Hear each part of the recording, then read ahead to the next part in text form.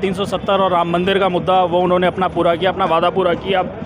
तो है और भी ग्राउंड लेवल पे और भी चीज़ें हैं जो उन्होंने करी। 20 लाख करोड़ का पैकेज दिया था जब कोविड चल रहा था। बाकी कुछ कमियां भी रही हैं जो हो सकता है अगले अपने जो भी कमी रही है वो इस बार पूरी होनी चाहिए। अगर उनके मैनिफेस्टो के अंदर वो वादा करेंगे तो मेरे को यकीन है कि वो पूरा करेंगे। पर विपक्ष तो बहुत मजबूत हो रहा है। विपक्ष तो है ही नहीं। विपक्ष मजबूत तो तब होगा जब होगा। विपक्ष तो है ही नहीं। विपक्ष तो दावा कर रहा है। विपक्ष के तो दावे पिछली बार भी थे, उससे पिछली बार भी थे।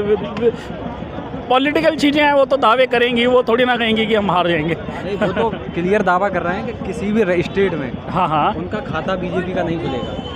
नहीं, ये तो हाइपोथेटिकल बात है, काल्पनिक बातें हैं। हाँ, वो तो काल्पनिक बातें हैं, ऐसा नहीं है। बल्कि लग रहा है कि पिछली बार से अच्छा इस बार करेगी मोदी सरकार। बहुमत मिलेगा। हाँ जी, जनता फिर भरोसा करेगी इंडिया में तो नमस्कार दोस्तों, मैं हूं लोकेश कुमार।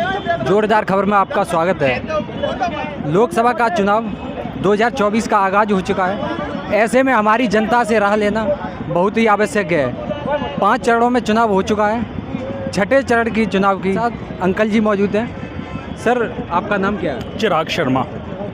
2024 में किसकी सरकार बनने जा रही है? 2024 में जो आसार नज़र आ रहे हैं, बीजेपी की सरकार रिपीट होएगी और तीसरा अपना कार्यकाल बीजेपी मोदी सरकार का। हैट्रिक लगाएंगे मोदी? हाँ जी, हैट्रिक लगाएंगे। हाँ जी। मोदी जी ने ऐसा क्या काम किया जो आप मोदी जी के फैन हो गए? हम मोदी जी के फ़ैन नहीं हैं। जो आसार हैं और जो उनका काम किया है, काफ़ी चीज़ें उन्होंने पिछले 10 सालों में करी हैं, उसको देख के लग रहा है कि जनता इस बार फिर उनका साथ देगी। जैसे 2-4 काम? जैसे कोविड के दौरान काफ़ी अच्छे से मैनेज किया और कोविड के दौरान बड़ा अच्छे से मैनेज किया। जल्दी वैक्सीन बनवा के लगवाई और काफ़ी काम किए हैं जो अपने वादे किए थे अपने मैनिफेस्टो के अंदर। केजरीवाल टाल ठोंक रहे हैं। केजरीवाल तो देखिए, उनका दिल्ली में अच्छा काम किया है, इसमें कोई शक नहीं है।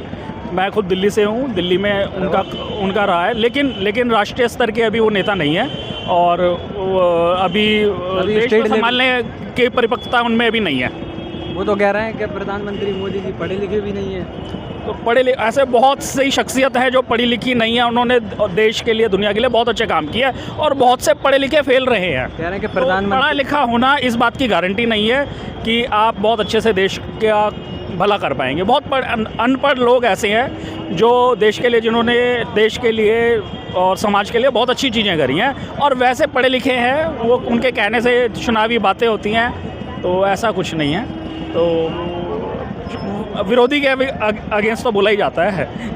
विपक्ष तो होता है। विपक्ष तो विरोधी के अगेंस्ट बोलेगा ही। पर विपक्ष काफ़ी ज़्यादा मजबूत होने जा रहा है। विपक्ष कह रहा है कि इनके पास सिर्फ विपक्ष का कोई खास मुद्दा उनके मैनिफेस्टो में कुछ ऐसा दिखा नहीं जो जनता को आकर्षित कर सके।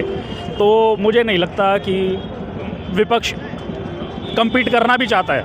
विपक्ष ने कोई अभी तक सिर्फ 10 लोग इकट्ठे हो गए और वो सोच रहे हैं 10 इकट्ठे होके इनके जो मुद्दे हैं बीजेपी के, हम उनको छायांकित कर देंगे जो आसार लग नहीं रहे। विपक्ष कह रहा है कि जब से पीएम मोदी जी आए हैं तब से देश में बेरोजगारी, महंगाई, ऐसे कई कारण हुए जिससे जनता परेशान है। बेरोजगारी का ऐसा है, बेरोजगारी और महंगाई दर 22% थी 2014 से पहले।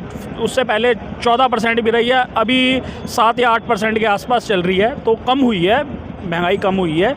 जो 2014 में भी सिलेंडर 900 रुपये का था और आज भी 1100 रुपये का है, तो कोई इतनी बड़ी नहीं हुई है, इतनी कोई महंगाई नहीं हुई। हम भी मिडिल क्लास से हैं, लेकिन हमें भी पता है कि कहाँ बढ़ी है कहाँ नहीं बढ़ी। अंतर कुछ बढ़ा है थोड़ा बहुत। तो देखिए, वैश्विक स्तर के ऊपर बहुत सारी चीज़ें बदलती हैं, तो थोड़ा बहुत तो होता ही है। और बाकी जो भी है ठीक है। तो इस बार चुनाव में मुद्दे कौन कौन से रहेंगे? अभी उनका ये तो मैनिफेस्टो मैं नहीं पढ़ा, तो मैं अभी नहीं बता पाऊँगा। लेकिन हाँ जी, ग्राउंड लेवल पे ये है, क्या चाह रही है? जनता चाहती है यूसीसी, एनसीआर वगैरह के ऊपर शायद वो बात करें तो शायद जनता को आकर्षित कर पाएँ, और कोई ख़ास मुद्दा हो तो शायद जनता आकर्षित हो जाएगी। बाकी उनके पुराने कार्यकाल के उनके वादों का जो उन्होंने पूरा किया है उसको ध्यान में रखते हुए जनता फिर भरोसा करेगी और उनको जिताएगी। विपक्ष कह रहा है कि सारे सरकारी काम वगैरह सारे बेच दिए। ऐसा तो विपक्ष है तो वो कहेगा ही, बाकी मुझे ऐसा कुछ बिकता हुआ तो नहीं दिखाई दिया। कह रहे हैं कि सारा कुछ नहीं रखा कैसे आप बताएं क्या बेच दिया? विपक्ष क्या बेचने की बात कर रहा कह है? रहे हैं कि आर्मी की नौकरी पहले 7-8 साल की थी, वो अब 4 साल वो की कर रही है। अभी भी 60 साल की है, परेशान है। अभी भी 60 साल की है। इसका मतलब उन्होंने जो अग्निवीर योजना है उसको पूरी तरीके से पढ़ा नहीं।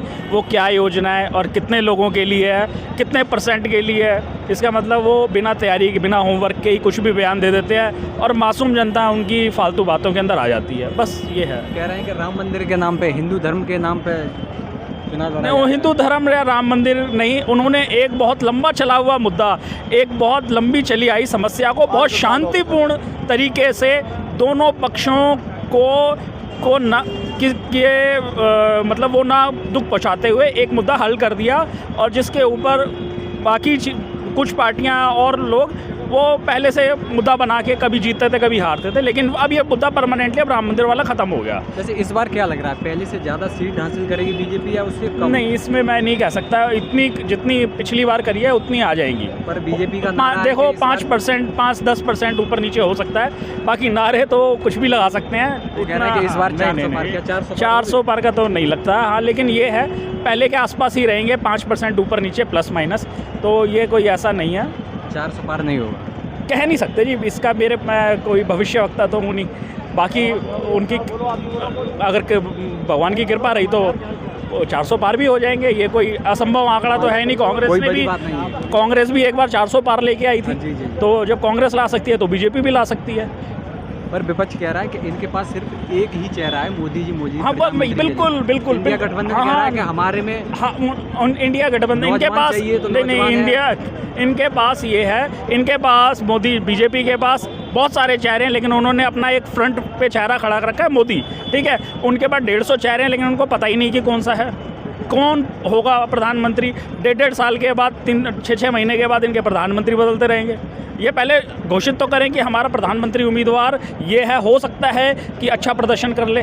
वैसे आपको क्या लगता है, अगर बाई चांस हाँ जी इंडिया गठबंधन जीत गई तो उसमें प्रधानमंत्री कौन होगा, किसका चेहरा आपको नजर आ रहा है? मेरे को तो लग रहा है कि दंगल होगा, और दंगल में जो जीतेगा, आंतरिक दंगल होगा, और उसके अंदर जो जीतेगा वो इनका प्रधानमंत्री होगा, जो कि पहली तो बात संभावना ही नहीं लग रही। उस दंगल में दमदार कौन लग रहा है? कोई भी दमदार नहीं है, सब ऐसे ही हैं। अगर दमदार होते तो फिर उसी का चेहरा सामने ला दिया जाता।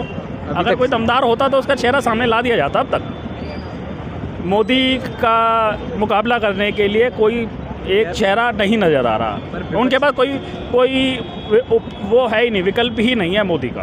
विपक्ष कह रहा है कि हमारे पास लेडी चाहिए, लेडी प्रधानमंत्री है, नौजवान चाहिए, नौजवान, अगर बुढ़ा चाहिए बुढ़ा, जैसा भी हमारे पास ऑप्शन ही ऑप्शन है। लेकिन वो कोई जुआ थोड़ी चल रहा है कि आप डाइस फेंको और जो आपका नंबर आ जाएगा, ये तो जुए जैसा हिसाब कर दिया। तो ऐसा नहीं होता है। जनता चाहती है, आप जनता के साथ क्या मजाक कर रहे हैं?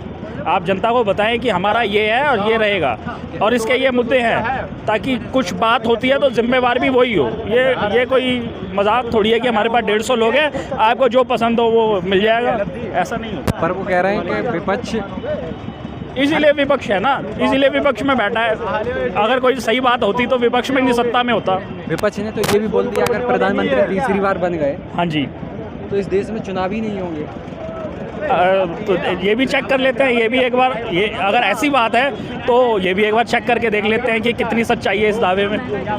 ये भी एक बार चेक हो जाना चाहिए ना, इससे कम से कम पता चल जाएगा कि विपक्ष कितनी सच्चाई जानता है। चुनाव जब इमरजेंसी लगी थी तभी एक बार कैंसिल हुए थे, उसके बाद तो हमने चुनाव के ऊपर प्रतिबंध देखा नहीं। 2 बार मोदी सरकार रह चुकी, अच्छे बहुमत से रही, लेकिन चुनाव से रिलेटेड ऐसा कुछ देखा नहीं। क्या लग रहा है इस बार? बाकी